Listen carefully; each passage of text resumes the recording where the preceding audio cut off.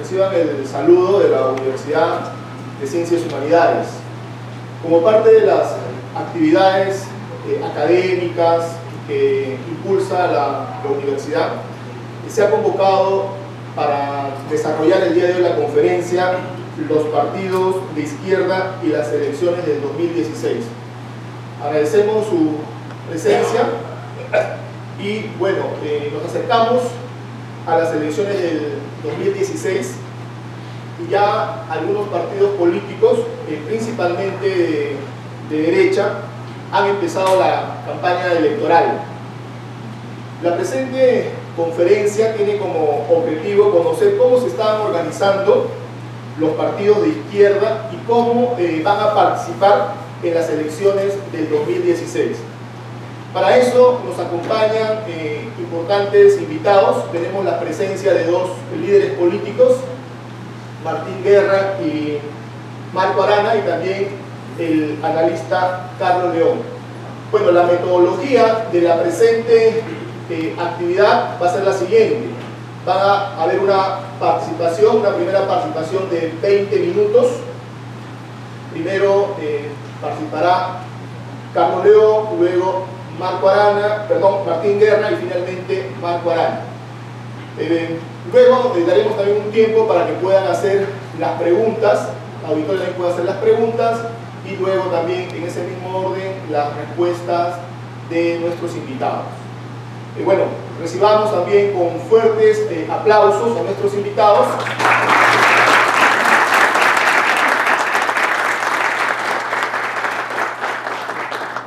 Y dejaríamos en el uso de la palabra a Carlos León Moya, ¿no? Él es politólogo y periodista, ¿no? Especialista también en los temas de partidos políticos, bueno, que nos acompaña el día de hoy. Bueno, nuevamente recibamos a Carlos León Moya con fuertes aplausos.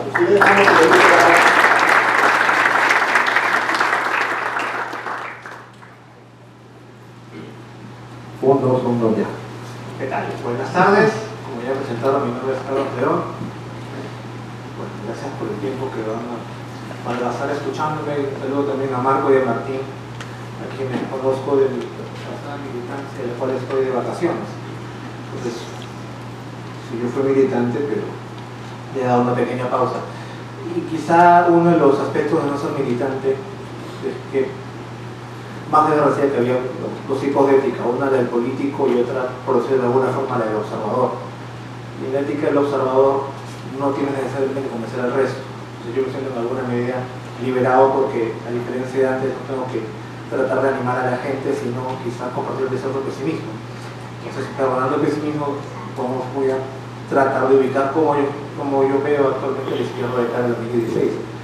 En primer lugar, es un sentido común en general en las ciencias sociales hablar de la debilidad. En el Perú siempre se habla de debilidad institucional, debilidad de los partidos, etc. Y en el caso en general de la izquierda también se habla de la debilidad de la izquierda. Pero yo quiero marcar la debilidad de la izquierda en realidad en la debilidad de todos los partidos en el Perú ahora.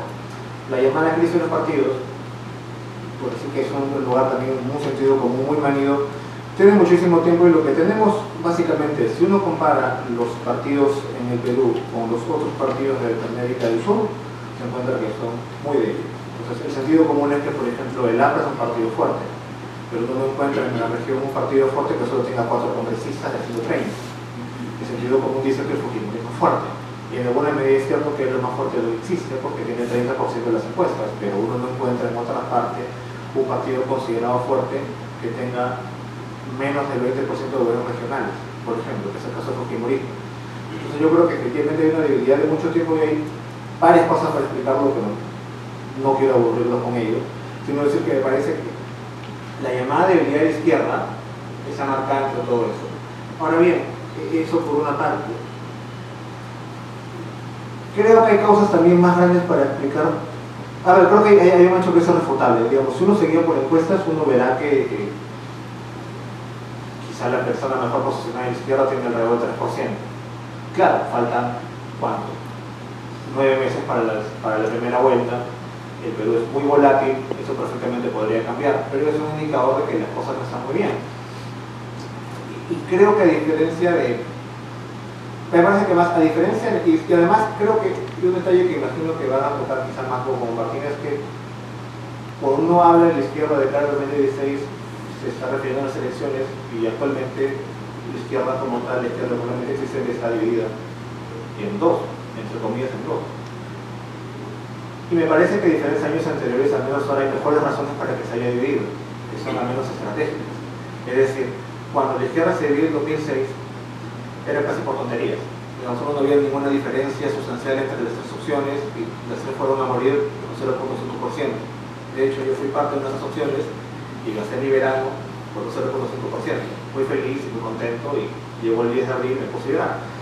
En 2011 la diferencia era si te unías o no con Humala, que me parece también una división mucho más consistente que la anterior. Ahora menos la izquierda se está dividiendo por cómo ella ve en sí misma la estrategia hacia el 2016, más allá de un liderazgo particular. Es decir, si por un lado se une al centro, en este caso el centro con yo decimos, para hablar de términos prácticos, y por otra parte si lo que se apuesta es por una opción propia, o distinguirse del resto. Me parece que un espectador de fuera podría verlo de esa forma más allá de las propias negociaciones y intrincados muy internos que puedan existir. Y me parece que esa división, a mí en todo caso me parece más sana que las anteriores. Casi diría que ya estamos, se está planteando ya temas propios. Y en eso, digamos que además, lo que pasa es que ya de arranque, yo debería casi distinguir por una de esas dos opciones, ¿no? Es decir, creo que cualquier quizá analiza sin camiseta podría decir, es cierto, la izquierda está dividida en dos. También es cierto que dividida en dos es muy poco probable que pueda obtener algún resultado ganador, y posiblemente no unida tampoco. Es cierto también que hay quizá un techo. Además yo creo que, y un poco otra vez quizá metiéndome adentro, creo además que cuando hablamos de la izquierda hacia 2016, además creo que me parece que hay dos visiones muy fuertes, o dos lecturas de la realidad muy marcadas. Una es aquella que cree que lo importante es ganar las elecciones y que la izquierda no puede ganar las elecciones por sí sola y que por ello debe ampliar el espectro y aliarse con fuerza del centro, casi sin hacer distinciones. Por eso que se seguía con, en este caso yo decimos que fue la única persona que dijo, bueno, te expreso la expresión electoral que no tienes. Y me parece que hay otra, o en todo caso es mi postura también, una postura que a mí me parece mucho más válida, decir que lo ideal es que la izquierda intente afrontar las elecciones de 2016 por las propias fuerzas que tiene, a diferencia de elecciones anteriores, y que a partir de ahí piense en un proyecto a largo plazo. Sin embargo, digamos, de estas dos opciones, más allá de la estrategia, hay un tema que también es muy práctico, que es que en el Perú la política tiene forma de humano, se basa en candidatos, y si no hay candidatos, casi no hay nada detrás. Si uno piensa inclusive de hecho en determinados partidos, los partidos superviven a partir de candidatos. Uno existe el Perú Posible, que es Alejandro Toledo. El APRA existe como un local, pero principalmente el APRA se basa en Ana García. El Partido Popular dice no tiene una crisis en buena cuenta porque no tiene un liderazgo visible. Está Lourdes Flores, pero Lourdes Flores está debajo suya, tiene a Raúl Castro Pérez para realizar el partido, tiene seguro en hablando pavadas, entonces básicamente te quedas con un partido un poquito complicado, ¿no? Alianza para el Progreso es cierto que tiene un aparato propio, pero es básicamente se recuña. Es decir, podemos enumerar.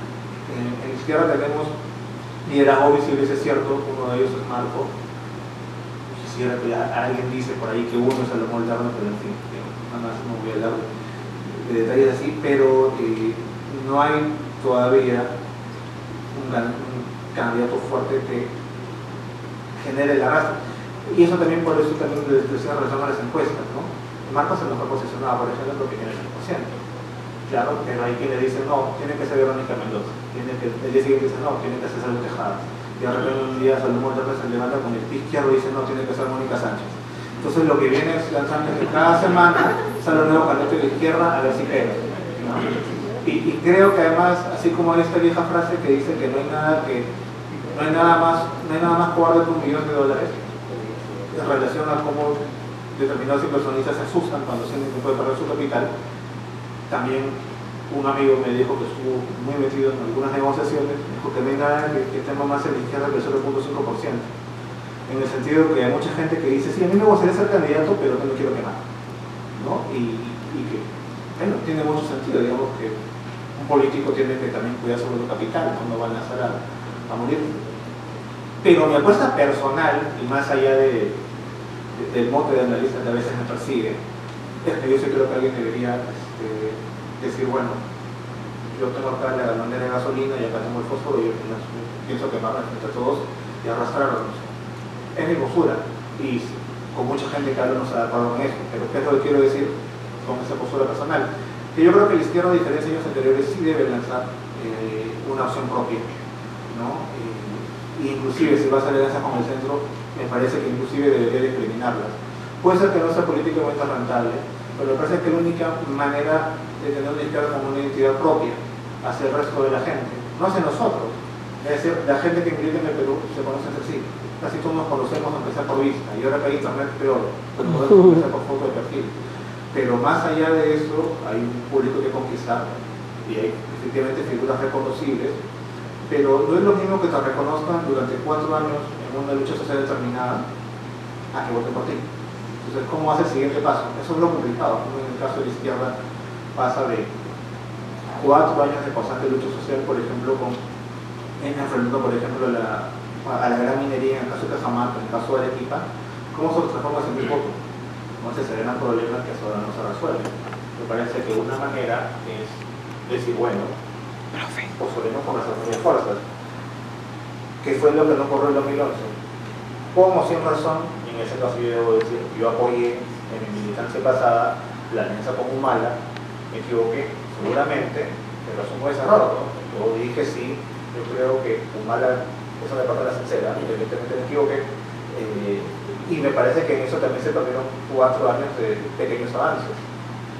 Bueno, entonces les pregunto, ¿cómo haces para que en 2016 no se pierdan esos nuevos 4 años de estos últimos 4 años de pequeños avances?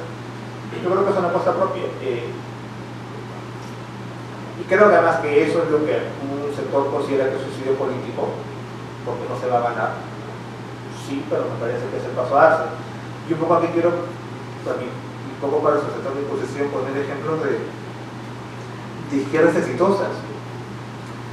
A ver, lo que pasa es que además los partidos que suelen funcionar en el continente, en la región, más allá de que a veces se te presente la Virgen y puede hacerlo muy bien, como en el caso de Correa, son partidos que persisten, ¿no? Es decir, sacas en una elección 5%, bueno, la siguiente sacas 10%, eso sucesivamente. Entonces se metió en el capital, así como también lo puedes perder, pero me parece que hubo unas unidades que se han tratado de distinguir una propuesta del resto del espectro político. Tiene una propuesta propia. Esto es, por decirlo de alguna forma, esto es rojo, o verde, o morado, y distintos a sus otros colores. Si se alían, tiene que tener algún sentido, que no sea el sentido de la oportunidad, porque a veces te puedes jugar en contra.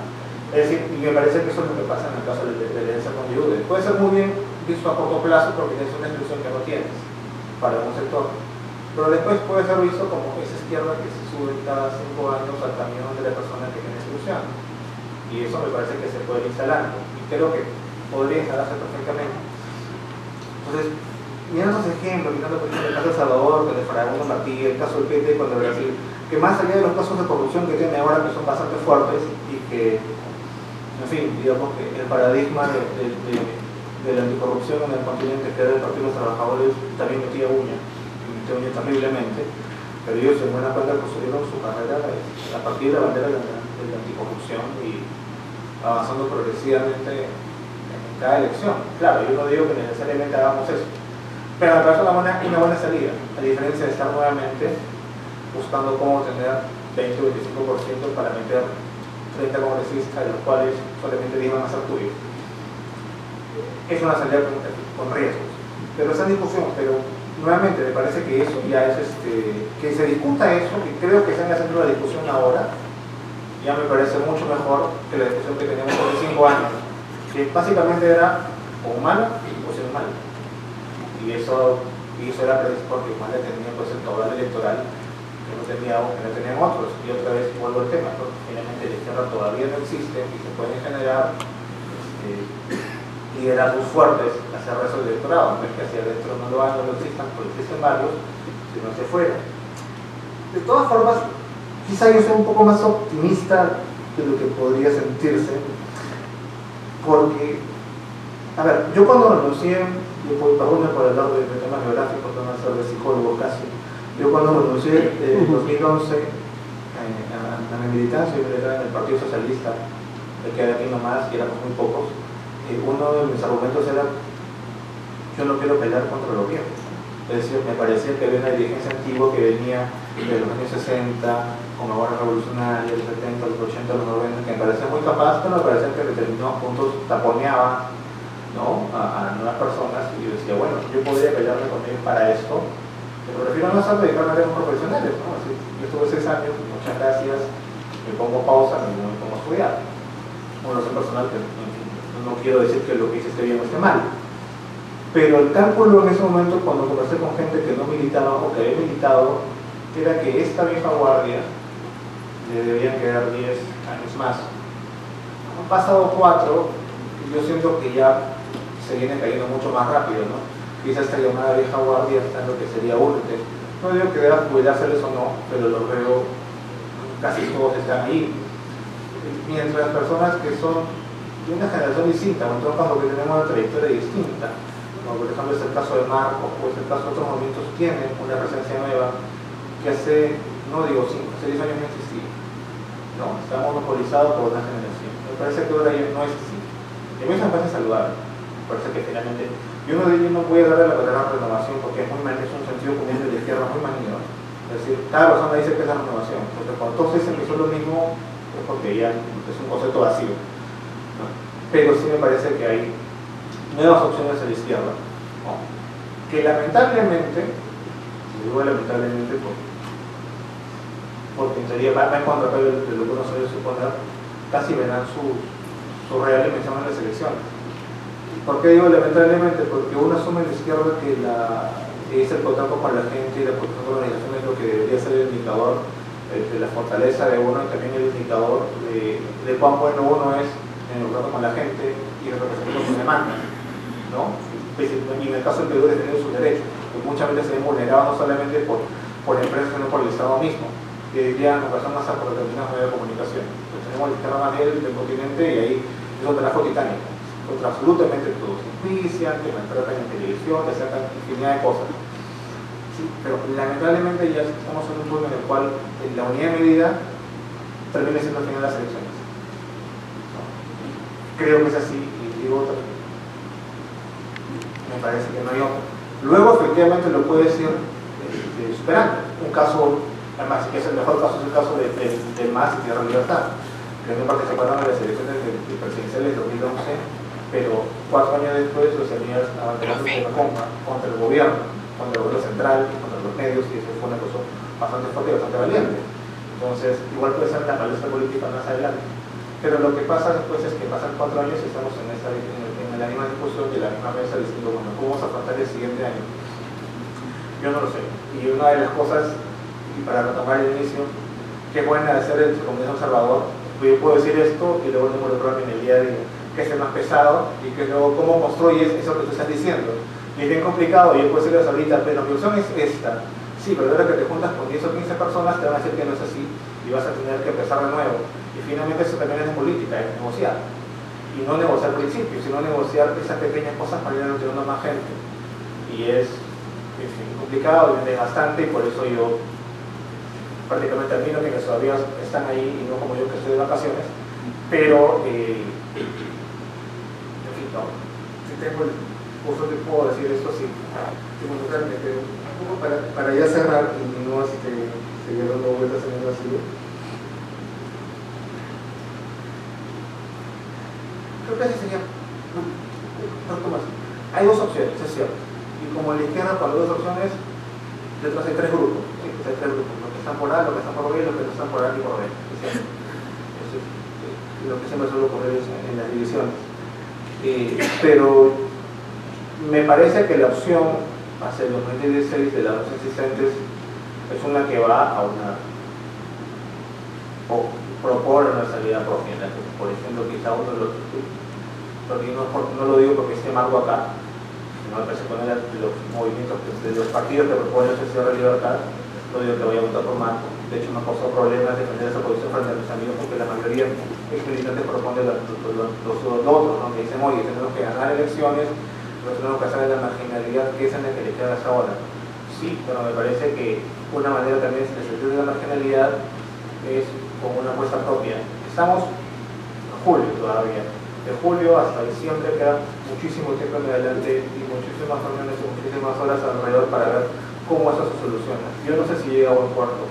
De hecho, una cuestión de la niña nativa es que la izquierda se rompa en mayo, en abril, cuando por lo general se rompe en diciembre, se rompe 8 meses antes. Lo cual es un indicador de que las posiciones están bastante bien marcadas. Pero en fin, digamos que hasta ahora las opciones son, si guiándose únicamente por empresas, por sondeos de opinión, es menos una, ¿no? Es decir, a veces aparecemos en otros, pero no sería la primera vez que aparecemos en otros, y yo creo que hay un espacio para la izquierda, y ahora sí con eso cierro, que es que si bien es cierto que un sentido común asume que el mayor crecimiento económico lo que ha traído es mayor satisfacción con la gente, eso no es así. Es decir, el promedio de crecimiento ha sido en los últimos 5 años del 6%, sin embargo lo he comentado mucho, es la satisfacción la satisfacción de la gente con su propia situación económica. Es una paradoja, es lo que llama el interamericano de desarrollo del crecimiento infeliz. Crecemos a muy altas tasas, pero lo he comentado, la insatisfacción de la gente con su economía. ¿Y por qué? Porque la satisfacción es absoluta. Es decir, una vez que tú ves el cuadro que dice que has crecido 8% y digas que bien, yo estoy contento porque creces 8%. Uno mide de acuerdo su satisfacción de acuerdo a su economía personal y cómo sale la economía de su círculo, ¿no? Y a veces puede ser envidioso, porque la otra persona cree que tiene más dinero que yo, porque yo trabajo más que esta, que se ocurre en el Perú. Entonces, por eso la satisfacción por la economía es muy grande, a pesar del crecimiento. Y ese es un espacio, la satisfacción es un espacio para la izquierda. Y obviamente lo que la izquierda también plantea es representar a la gente satisfecha, porque por lo general la gente satisfecha es la que menos acceso tiene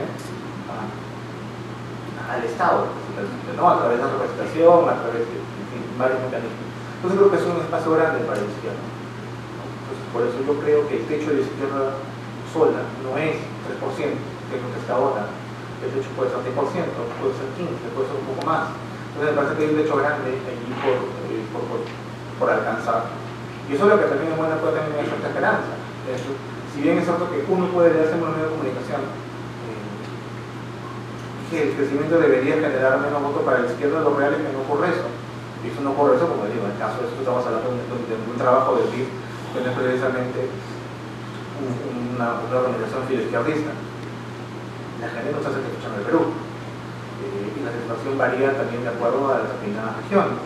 Y eso también uno puede decir, bueno, es cierto que la mayoría de peruanos podría estar muy, no está en contra de la inversión extranjera directa, es cierto, pero sí tienes que mucha desconfianza hasta, por ejemplo, incluso incentivas en determinados territorios, especialmente cuando no se consulta la gente. Entonces, ahí hay todavía un gran terreno.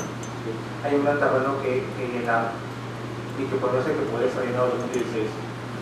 ¿Cómo? Eso imagino que le corresponde a las personas que van a estar involucradas en eso, y eso se va a ir definiendo en los siguientes meses. Pero a pesar de mi diagnóstico pesimista, creo que hay un techo importante que se puede llenar, y en lo personal, yo soy una persona de izquierda, y que a pesar de que lo diga en el Perú, sí me gustaría que se llene esa representación, ¿no? Porque me parece que en mi caso no existe, pero es el siguiente año cumplido. Muchas gracias. Gracias,